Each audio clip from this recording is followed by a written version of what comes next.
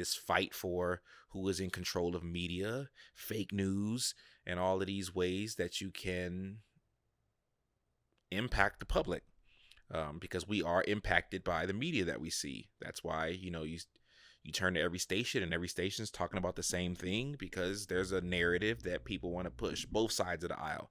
There's a narrative that we want to get across, and they get that across by the media, the visual media that we come in contact with.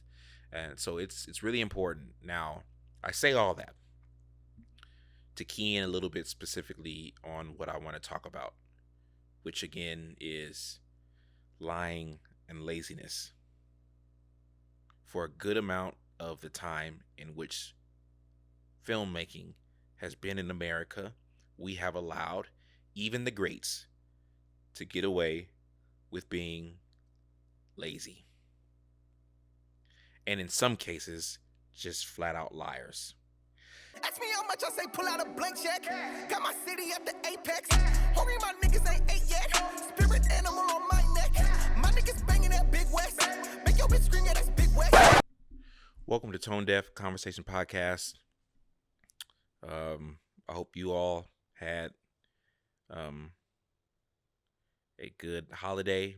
If you don't celebrate the holiday, I hope your December 25th was okay. I hope that you are well and healthy and safe. And I also hope that you have a safe New Year celebration. Whatever you do, be safe, be mindful of other people, and all that jazz. As you can see, for those of you who are watching on YouTube and not listening, I am not in my studio. That is because the family decided that it would be cool for us to kind of get away, spend some time with each other, take some time off work, and just rest in a new location. Sometimes it's just good to get away from your normal surroundings. I've been stuck in the damn house for the last 9 months, so it's kind of cool for the four of us to kind of all get away, just a cool and new environment for a few days. So I intended to not record. I didn't record last week. I was going to just skip this entire little holiday season and just start fresh in the new year, but I brought my equipment and I figure, what the hell, might as well get one off. So with that being said, I didn't really have a topic that I was planning on talking about, so I'm going to kind of just go off of a topic that I've been pondering about. So excuse me if my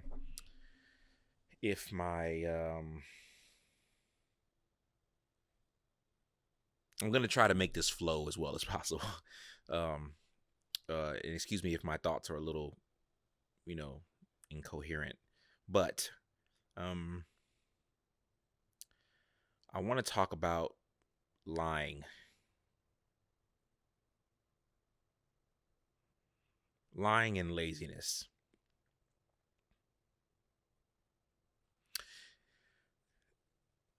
Art in general is very impactful. I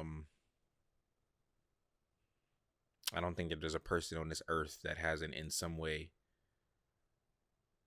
had art shape their person, their worldviews, their whatever, in at least some way. Music is one of the big ones. I know for me, I listen to some albums and I'm like reminded of a time in my life when I was listening, like when that album was out and the things that were happening to me at that time, and then I listened to that music and I kind of have, the nostalgia of whatever that era was, because that music in a way kind of played as a soundtrack for that period of my life. But it's not just music. We are also heavily inspired by visual images. Case in point, there are a good number of people, despite geography and what we know about people and how people look from different regions, there are people who still believe that Jesus, a Jewish Middle Eastern born man, was a blonde haired, blue-eyed European guy. They believe that because that's what the artists and the nations that dominated a big chunk of the world depicted him as. And that that visual image in a way took the place of people's desires to even do any, self-examination or their own research. Why? Leonardo, Da Vinci did it for us. Those guys did it for us. So why do I have to research what a person might have looked like in this time when these cool painters did that for us? So, pictures can really move, pictures work. They can get people to believe a thing. They can get people to feel a thing. And it's no different in filmmaking. I mean, filmmaking is just pictures in motion. So people can, not even can, people do and are informed by the images that they see. Case in point. And I'm going to do a little, I'm going to go on a history rabbit hole, so excuse me. I really love history. I almost accidentally minored in history when I was in college. I say accidentally because I didn't find out until like my last quarter of schooling that if I took 2 more history classes, I could have minored in history. I did that because I just always took classes and unknowingly came really close to having enough credits to minor. So, anyways, I've always been a big fan of the early and mid 1900s. It was just really like, I guess if you can go from like 1900 to like the 1960s, 1970s, like that era, just basically the world, specifically America and the way it is in big part because of what happened during those decades. So, there was a guy in Germany who went by the name of Adolf Hitler, who had a guy in his, I don't know what they called it, his cabinet, if you will, by the name of Joseph Goebbels, who was the Minister of Propaganda. He was responsible for the media that the country and the empire ingested. Movies didn't hit the screens, posters didn't get printed, radio stations didn't play things that were not approved by Mr. Goebbels. One of the first things that they did is they abolished pornography. They, stopped in their effort to control the morality of the country. They did, so they were really in control of everything that happened visually in that country. The two of them fell in love with a director by the name of Leni Riefenstahl. I believe that's the way you pronounce her name. Forgive me if that's not it. But she was a filmmaker at the time, did a couple movies, acted in a couple movies, and was good enough to catch their eye. One of the first things she did for them was a film called Olympia, and that was basically kind of like a promo for the 1936 Olympics, which was hosted in Berlin. And she, even in that film, pioneered a very common shot today, which is a dolly shot. So the idea of putting a camera on a rail and moving it, that was a thing that basically she created. So we're talking about a very good and influential director that was basically commissioned by the leaders of Germany at the time to help shape public opinion on things. And I mean, it worked. If you can manage to murder 6 million people and have most of your country either not know or believe that even the whispers about it were justified, that means they did a pretty good job. So you do that by telling the story about how these people are and how those people did this to us and how they therefore don't deserve to be here, and even worse, deserve to be exterminated. And it's easy for us to see that and hear about that and think, oh my goodness, that's so crazy, it's so unbelievable. But you think about today, and there's this fight for who is in control of media, fake news, and all of these ways that you can impact the public, because we are impacted by the media that we see. That's why, you turn to every station, and every station's talking about the same thing, because there's a narrative that people want to push, both sides of the aisle. There's a narrative that we want to get across, and they get that across by the media, the visual media that we come in contact with. And so it's really important. Now, I say all that to key in a little bit specifically on what I want to talk about, which again is lying and laziness. For a good amount of the time in which filmmaking has been in America, we have allowed even the greats to get away with being lazy. And in some cases, just flat out liars. Um, I came across an article that pointed out a fact to me that I was not aware of, but in the 2020 Oscars that basically celebrated the movies made in 2019, there were 9 films nominated for Best Film. Of those 9 films, 6 of them, I believe, were period pieces. We had 1917, we had Once Upon a Time in Hollywood, we had Ford versus Ferrari, we had the Irishman. Did I say Once Upon a Time in Hollywood? I think I did. Irishman, Jojo Rabbit, and depending on how big you are on comic book canon, we could also say Joker was essentially a period piece that took So with the exception of Joker, these other films took place at least 40 years in the past, and I don't know. I've seen every one of these films, and I'm going based off memory, and I believe that some of you can confirm this, but none of those movies have black people in them. I can't recall a black character in 1917. I can't recall a black character in Ford vs. Ferrari. Can't recall one in Once Upon a Time in Hollywood, and that was one of my favorite movies of the year. Can't recall one in The Irishman, and I can't recall one in Jojo Rabbit, although that's the film that I remember the least. So correct me if I'm wrong. Comment, tell me I was tripping or something. But they had little to no black people, which has me ask the question: were there no black people around in Germany in the 30s and 40s? Were there no black people around in Hollywood in 1969? Were there no black people around in 1917? Were there no black people around? I don't know exactly.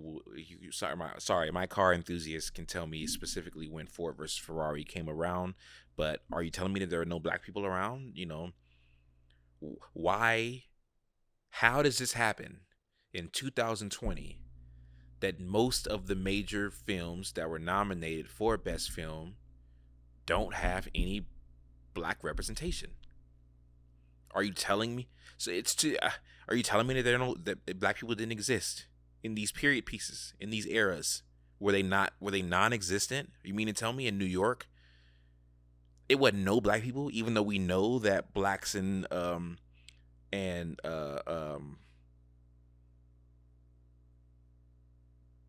Irish guys from the mob? You mean to tell me that we know that they had beef? There was no black people? None? Like, how does that happen? Is it the director's fault? Is it the producer's fault? The studio's fault? Should the casting director catch that? I mean, who is it that's supposed to say, "Hey guys, we're supposed to be telling a story about Los Angeles in 1969. Black people were here. Shouldn't there be a few black people?" You know what? Now that I'm thinking about it, there was one black person in Once Upon a Time in Hollywood. She was one of the bunnies dancing at the at Hugh Hefner's place. And I believe that's it. So none. I mean, literally, Once Upon a Time in Hollywood, the backstory is around the Manson murders. What were the Manson murders meant to expire? It meant to inspire. Helter Skelter. What was Helter Skelter about? A literal civil war between blacks and whites. But there are no black people here, so which blacks were supposed to fight the whites? The ones that didn't make it onto to the screen? So it's like, how are we allowed to do this? Either I believe it's lying, like deliberate lying, or laziness. Excuse me. Why do we allow the men and women who have the capacity to take the risks and tell the truth? Why aren't they telling the truth? Listen, I think every director should tell the truth, but I understand even more so an inspiring director or a director with their first shot to be safe in the types of stories they tell. But when you are a person that's a staple in the industry and can get almost any film made that you want to be made, why aren't you the one that decides to tell the truth and decides that I will not be lazy anymore? How does that happen? Like I'm literally, like, I'm dumbfounded. Like, I don't know the answer. How does that happen? And of the ones that aren't the period pieces, I'm gonna give Parasite the slide because it takes place in another country. So I'm gonna give them the slide, and it was a foreign film as well, so that's okay. I'm trying to remember Marriage Story. I think there are a few black people sprinkled in there, and I'm not even gonna lie. The one movie that I didn't watch was Little Women.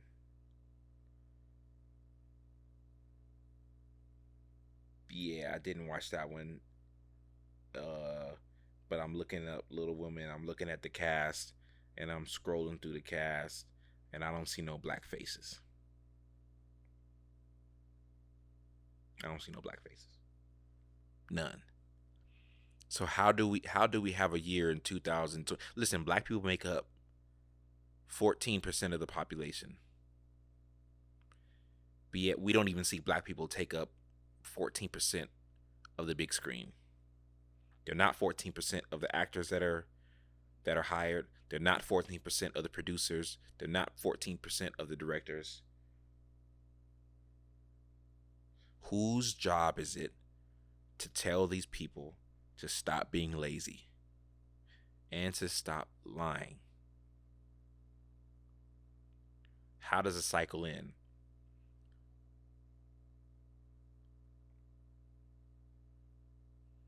You have an industry that has been controlled by a specific group of people, a specific origin, and these are the ones that are telling all of the stories. So who's gonna hold them accountable? Who tells this? Who tells them you guys have to stop lying?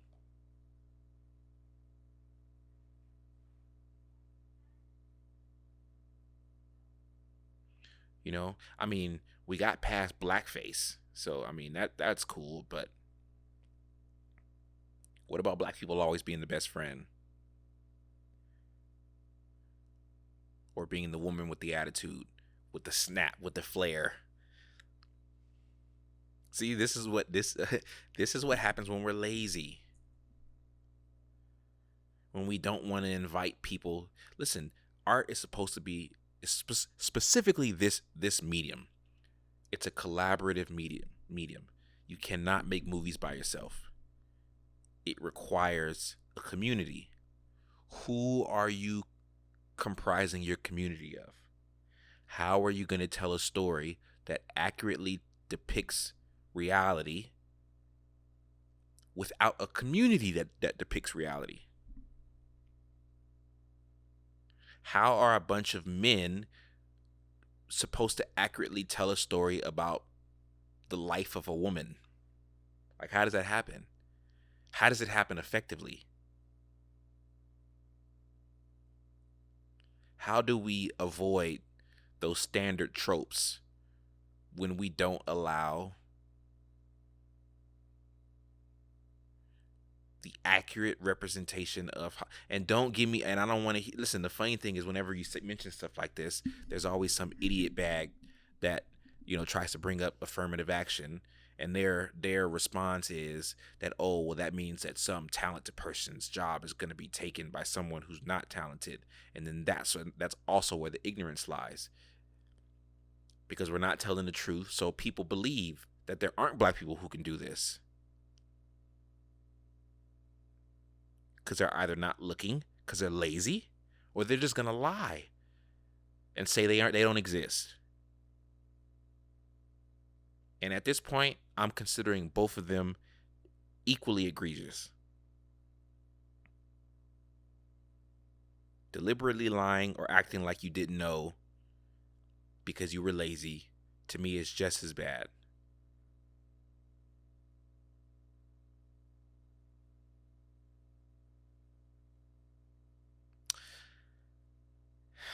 Do I want to talk? Yes. Okay. So I'll give an example. Queen's Gambit. Let me start by saying I enjoyed the series for the most part, but there were some key things that took me out. For one, the movie is directed and written by men, even though the story follows a woman. Also, some of the same standard black tropes are pulled in this series. The black sidekick, the black best friend, who also doubles as the black superhero who saves the main character, but then herself doesn't really see any of her own improvement or benefit because of what she was able to do. Her sole purpose was to support the main character, who was a white woman. Meanwhile, that she gets no her no own personal character development. We don't get to see what her life is like, what her story is like. She is only there to support the white person. She's the sidekick that's only there to support her white friend. Now, it's probably a thing that most people didn't even notice. But to me, I notice it because it happens all the time. The white main character and their sidekick black friend who has to make the sacrifices and has to be the magical Negro to help their white counterpart achieve their goals. Meanwhile, we don't ever get to see if the black guy or the black woman reaches her goals. We don't get to see their development. We don't get to see them fleshed out, who they are, because their only purpose is to help flesh out the main character.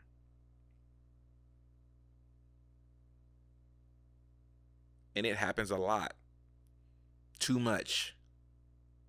But because Hollywood likes to be lazy and likes to just do the same thing over and over, they just keep doing it.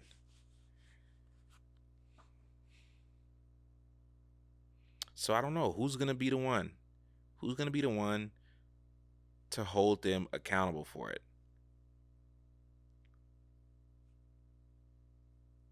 All right. Like I said, I didn't really have a whole lot planned for this, but I did want to get this off my chest. And I did want to kind of start this conversation. So, I would love to hear what you all think. So comment, post about it on Twitter, post about it on Instagram. I really want to hear what you think, if it's something that you've perceived. And I me as a black male can only come from that standpoint, but the same can be said for women. The same can be said for indigenous peoples. The same can be said for a lot of minority groups that are not having their stories told accurately. Either intentionally or due to laziness. So, yeah.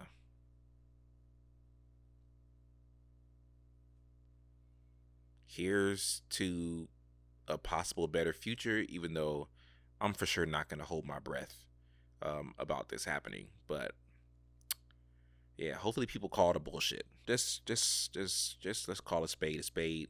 Let's call laziness laziness. I know that director might be your idol, and I know that director made some of your favorite movies, and it's okay to still celebrate that director. It's okay to say that he or she was very impactful in your love of cinema. It's okay to believe that and say he or she is also lazy.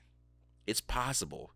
People are nuanced, so don't listen to social media and its ideas about either or. It's possible to believe that this is one of the best directors Hollywood has ever seen, but also believe that he or she has been guilty of lying or being lazy. So let's start calling a spade, and holding these guys accountable. So yeah, enjoy your holiday again. Be safe, be responsible, consider others, love your neighbor. I'll holler at y'all later. Ask me how much I say pull out a blank check. Got my city at the